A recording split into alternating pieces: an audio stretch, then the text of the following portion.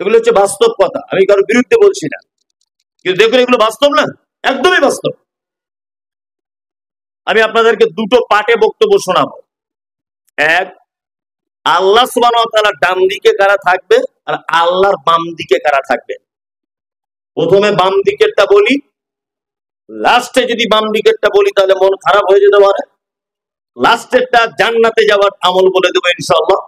আর first আল্লাহ সুবহানাহু ওয়া তাআলা বাম দিকে কারা থাকবে, এখনই আপনি একটা একটা বলবো আর তওবা করতে শুরু করবেন, আর এই নিয়ত করবেন যে আজকে থেকে এই পাপ আমার পক্ষ থেকে আর হবে না ইনশাআল্লাহ। ইনশাআল্লাহ।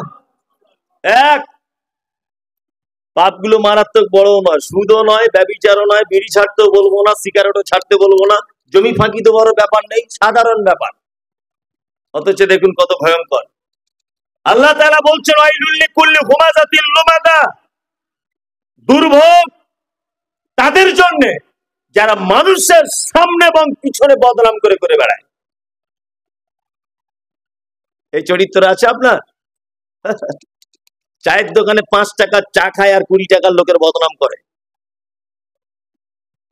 একটা লোকের ছেলে চাকরি পেয়েছে, তা আর একজন বলছে চাকরি কি আর এমনি পেয়েছে, ওর চাকরির আসল ইতিহাস জানিস? তা বলছে কি? বলছে অমুক অফিসারের মেয়ের সাথে ওর লাইন, সেই অফিসার হেড অফিসার ছিল, এই ওকে চাকরিটা করে দিয়েছে, ওর মেয়ের সাথে লাইন তোমার বাপ দেখতে গিয়েছিল, তুমি এ কথা বলতে গেলে কেন? একটা লোক 2 তলা বাড়ি করেছে, তার একজন বলছে কি করে করেছে জানিস? বলছে কি করে? বলছে কলকাতায় কাজে যায়, অমুক জায়গাতে টাকা ঝেড়ে নিয়ে চলে এসছে, ও টাকা ঝেড়ে নিয়ে এসছে তোমার বাপ দেখেছে, তুমি কেন এই কথা বলতে গেলে টাকা ঝেড়ে নিয়ে এসছে? হ্যাঁ, একজন লোক মারা গেল, তার স্ত্রী স্বামীর ডেথ সার্টিফিকেট তোলার জন্য বারবার কলকাতা যাচ্ছে আর আসছে 4-5 দিন। তো রাস্তার ধারে চায়ের দোকানে বুড়া লোক সব বসে আছে এক জায়গায়, একজন তখন বলছে ও এতদিন বউটা বার হতো না, এখন কেন বার হচ্ছে? আর একজন তখন বলছে দেখ আর এক জায়গায় মনে হয় প্রেম প্রীত কিছু করেছে, ও করেছে, তুমি দেখতে গিয়েছো? ধারণা করে কথা বললে কেন? আল্লাহ তাআলা বলছেন ইয়া আইয়ুহাল্লাযীনা আমানু ইজতানিবু কাসীরাম মিনাজ জান্নি ইন্না বা'যাজ জান্নি ইসমুন, তোমরা যারা ঈমানদার শোনো, ধারণা করে কথা বলা থেকে বাঁচো, নিশ্চয়ই ধারণা করে কথা বলা মহাপাপ। কেন আপনি ধারণা করে বললেন কেন?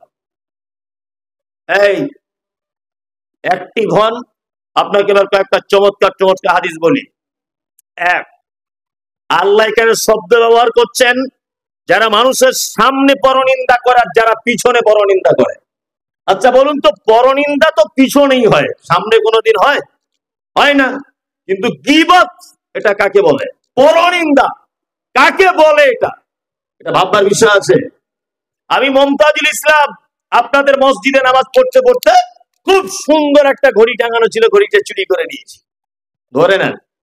কেউ দেখতে পায়নি, সভাপতি সাহেব দেখতে পেয়েছে, কেউ দেখতে পায়নি, উনি মসজিদের দায়িত্বে আছেন, উনি দেখতে পেয়েছেন।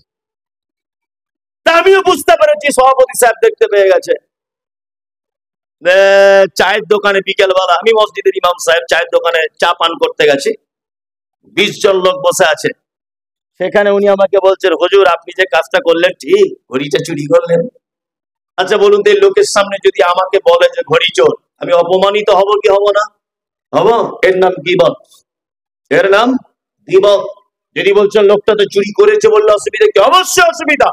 মুহাম্মদ সাল্লাল্লাহু আলাইহি ওয়াসাল্লাম বলেছেন তোমার ভাইয়ের ব্যাপারে তুমি এমন কথা বলছো, তোমার ভাইয়ের ভিতরে সে কাজ বিদ্যমান, তবুও তোমার ভাই সেটা শুনলে কষ্ট পায়, দুঃখ পায়, তার মান সম্মানে লাগে, সে নিজে ছোট হয়, লজ্জিত হয়, এর নাম গীবত। উনি যে 20 জনের সামনে আমাকে বলল চোর, অরিজিনালি আমি চুরি করেছি, আমার মান সম্মান গেল কি গেল না? গেল। হ্যাঁ, এর নাম গীবত। মুহাম্মদ সাল্লাল্লাহু আলাইহি ওয়াসাল্লাম বলেছেন সভাপতি তুমি যদি ইমাম সাহেব মমতাজুলের দোষটা যদি লুকিয়ে রাখতে, তোমার এরকম অনেক লাল কালির দাগ আছে, পৃথিবীর কেউ জানে না, আমি আল্লাহ জানি।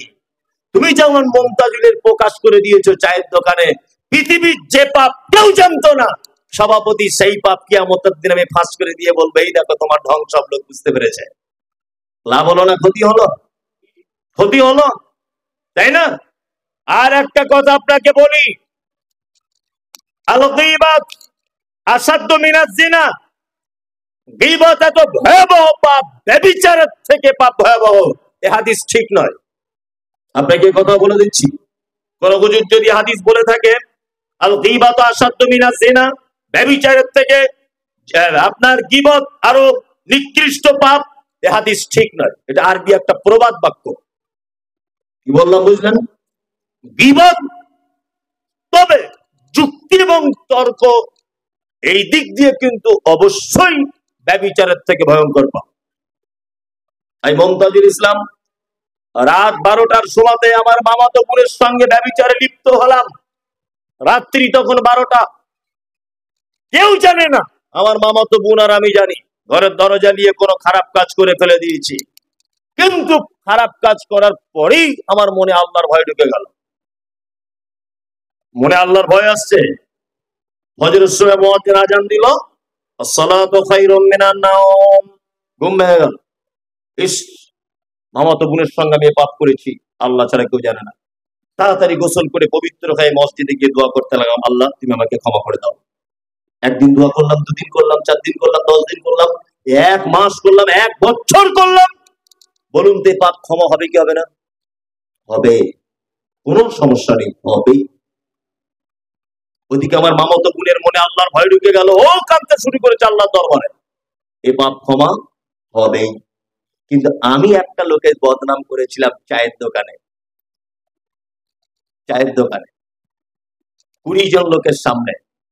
হ্যাঁ, আজকের আপনি গীবতের হাদিস শুনে ওই লোকটা আমাকে এসে বলছে, হুজুর আপনার হাত ধরে বলছে আপনার বদনাম করেছিলাম চায়ের দোকানে, আপনি আমাকে একটু ক্ষমা করে দেন। আমি বললাম ঠিক আছে, ক্ষমা করে দিলাম। ঠিক আছে, ও আমারই বদনাম করেছে, কিন্তু আমি আবার বলছি ক্ষমা করে দিলাম। বলুন তো লোকটা ক্ষমা পেলো কি পেলো না? না, পাবে না। পৃথিবীতে একটা পাপ আছে যে পাপের বাচ্চা হয়, একটা পাপ আছে যে পাপের বাচ্চা হয়। সভাপতি সাহেব যে চায়ের দোকানে আমার বদনাম করেছে, চায়ের দোকানে তো একটা লোক ছিল না, 20টা লোক ছিল। তারা 20 জন আরো 20 জনকে বলেছে, তারা 20 জন আরো 20 জনকে বলেছে মমতাজুল ঘড়িচোর, তারা 20 জন আরো 20 জনকে বলেছে মমতাজুল ঘড়িচোর। এইভাবে ও না হয় আমার কাছে ক্ষমা চেয়ে নিল, ওরা কার কাছে ক্ষমা চাইবে? পাপ তো বাজারে চলছে, কথা লোটে লোটে যাচ্ছে। ওই জন্য পৃথিবীতে একটা পাপ আছে যে পাপ ক্ষমার অযোগ্য, ক্ষমা পাওয়ার কোনো পদ্ধতি নেই, তার নাম গীবত, পরনিন্দা। তবে গীবত, পরনিন্দা, আপনি যদি কোন লোকের বদনাম করেন আর এই বছরে যদি হজ করতে গিয়ে কাবা শরীফ জড়িয়ে ধরে যদি ক্ষমা চান, আল্লাহ ক্ষমা করে দাও, কিয়ামত পর্যন্ত ক্ষমা হবে না, ক্ষমা নেই।